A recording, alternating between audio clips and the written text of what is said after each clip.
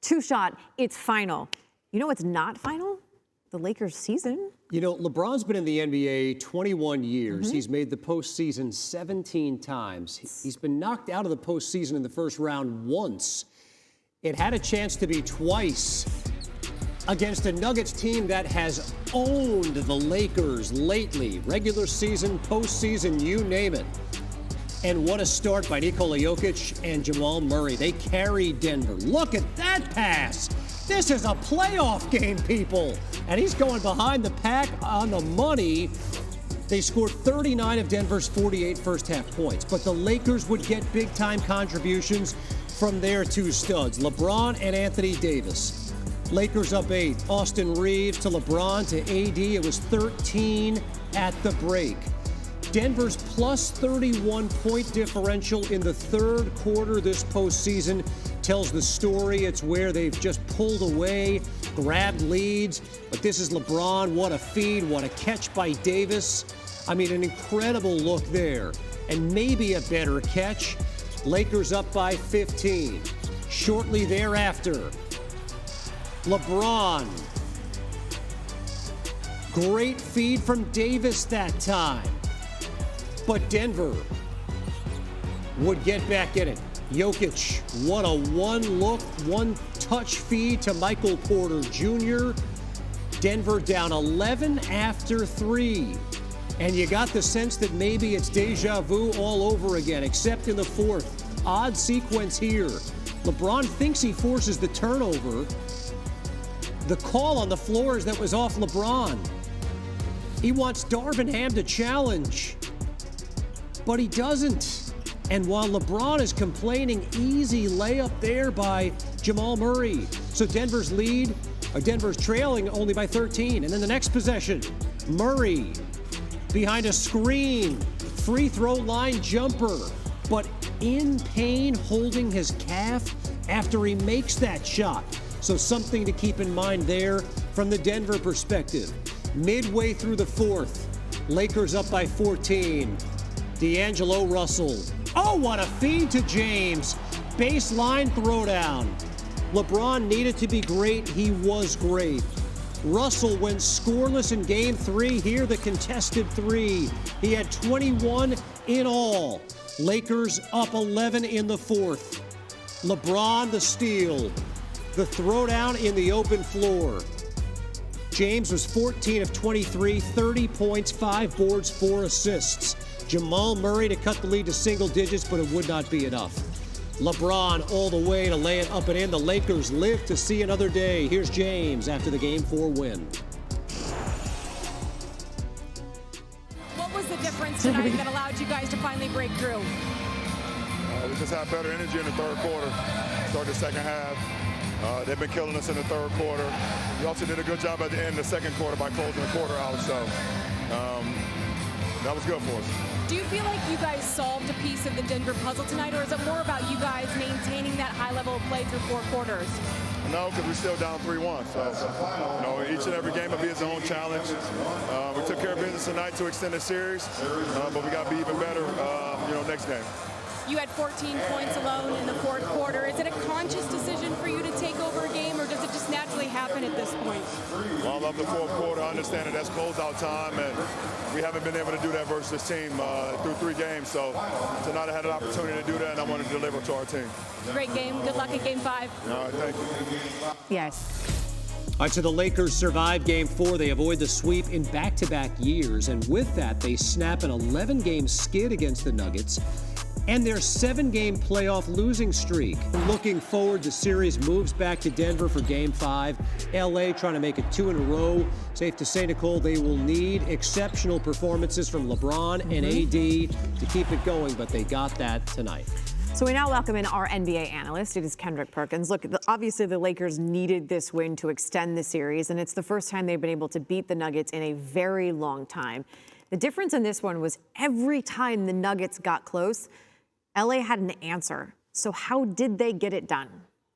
Well, it was trust. Now, obviously, LeBron and AD, they were phenomenal. You know, AD, 25 points, 20 rebounds. LeBron had a 30-piece.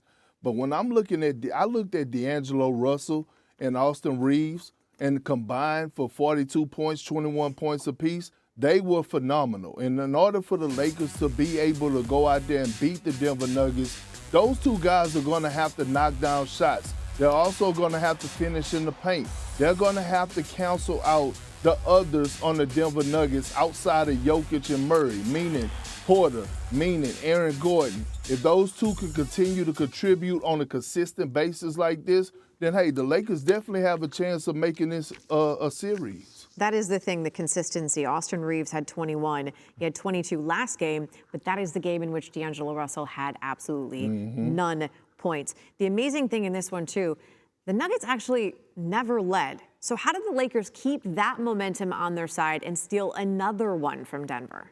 Well, all the pressure is on the Denver Nuggets right now to close out the series. So, all the Lakers got to go out there and do is compete and let the chips fall where they're made. But we saw Anthony Davis diving on the floor tonight for loose balls. We saw the Lakers getting deflections. We saw them doing all the little things, fighting to get up over screens, the rim protection. And again, you go back to the trust factor of sharing the ball. And I think the Lakers are at their best when they impose their will in the paint. I want to see more of LeBron James on Caldwell Pope and Jamal Murray. Something like when we see what LeBron does to Steph when they play the Golden State Warriors. If they could do that, and Anthony Davis, if he could continue to attack Jokic offensively, then, Lakers could possibly go into Denver and steal Game 5. Okay, let's be honest. Let's have a real quick conversation here real quick. No one else is paying attention. Honestly, who did you think was going to win tonight's game? Oh, I actually picked the Lakers. I said it was going back to Denver. Yes, I picked them. Can they win it? Can they win another one? Do you believe that? I mean, they can. That did not sound convincing. Anything is possible, Nicole. Okay. Thank you, sir. Darvin Ham. I mean, for one, we knew they were going to make a couple of runs, a prideful championship team. The biggest thing for us, just making it as difficult as possible. They hit some tough shots. We had some unfortunate fouls, some unfortunate turnovers, but we kept the scoreboard moving as well, which you have to do. Again, continuous. You're not going to shut anybody down completely for the entire game, so you just have to be prepared for that onslaught and make sure you're doing what you need to do and meeting force with force. Force them into tough situations. If it doesn't work out, move on to the next play and go try to, go back at them.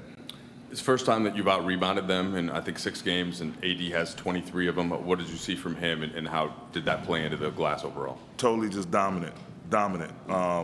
Just the way he's been on the glass, changing shots, got a hell of a matchup with Joker.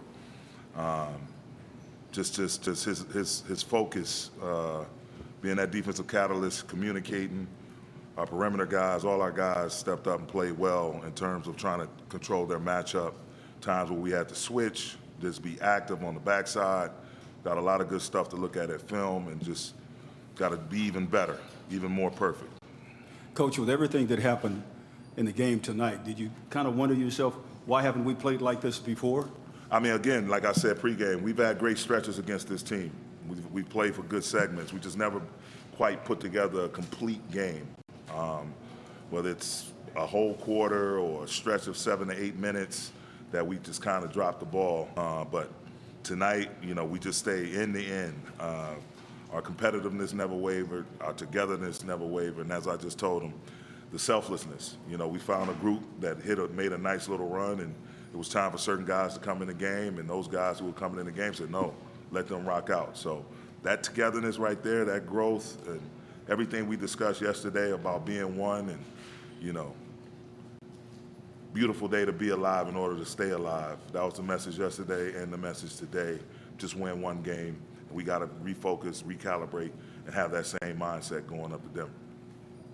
Just win one more. We have to be more perfect to get that done. Now to the other side of things, Nuggets coach Michael Malone. Defense. Where did you have breakdowns on that side of the basketball tonight? Transition was all right. They only had 8 fast break, but yeah, the paint was a joke. I mean, every huddle, I think you're at most of our huddles. It sounded like a broken record tonight. Every huddle was paint, paint, paint. And game 3, they had 70. We found a way to win. And tonight they had 72. They had 42 at halftime. That's an incredible number. And when you break it down, they shot 64% in our paint, and they shot, I think, 33 and non-paint shots. And it starts in transition, blow-bys, just one-on-one containment, no help. And I just didn't think we had the requisite physicality or urgency. This did not seem like a closeout game. And give them credit. Their backs were against the wall, and they came out and handled business. And so now everybody can stop talking about the 11-0, and we have a chance to go home in front of the best fans in the world and try to close this series out. Michael, you guys closed within, I think, 7 in the third quarter. It felt like you guys had opportunities to make it even closer, but they were getting offensive rebounds and kicking out for 3 a couple times. How important was the disparity in second chance points and the glass overall? Well, yeah, this is the first game that we've been out rebounded. So for them to out rebound us 46-40, but more importantly, 8 offensive rebounds for 14 points. And when you're never hold a lead for the entire game and you're fighting to get back in the game and cut into it, when you finally force a miss, you can't give Anthony Davis or Taurean Prince or whoever the hell is crashing the glass and outworking us. It's just it doesn't work like that. So, yes, I thought that was definitely part of the problem as well, our inability to rebound like the way we have done in the first 3 games.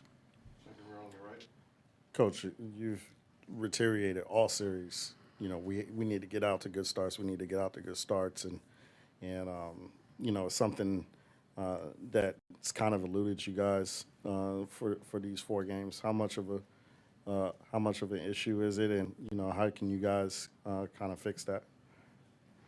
Well, I think the bigger issue for tonight is that we just weren't ready to play, and not just because of the scoreboard, but the ease in which they scored. The very first basket they scored was a walk-in layup. That set the tone for the whole night. And it was LeBron James getting downhill to his left hand to finish. And, that was kind of unfortunately, an ominous sign for what was to come because they scored 70 more points after that. So that's what I'm more concerned about is that as the series is going on, we're getting away from understanding that this is transition, this is paint. It's not play calls, and tonight, obviously, we didn't have that. But your point is well taken because that's 4 games in a row where we have lost the first quarter, and we've been down at halftime. And now you hope that to close the team out, you can't play a half of basketball. If we're going to try to win this in 5 games in front of our crowd, it's going to take us coming out ready to play and sustaining that for 48 minutes. Because that team's not going anywhere.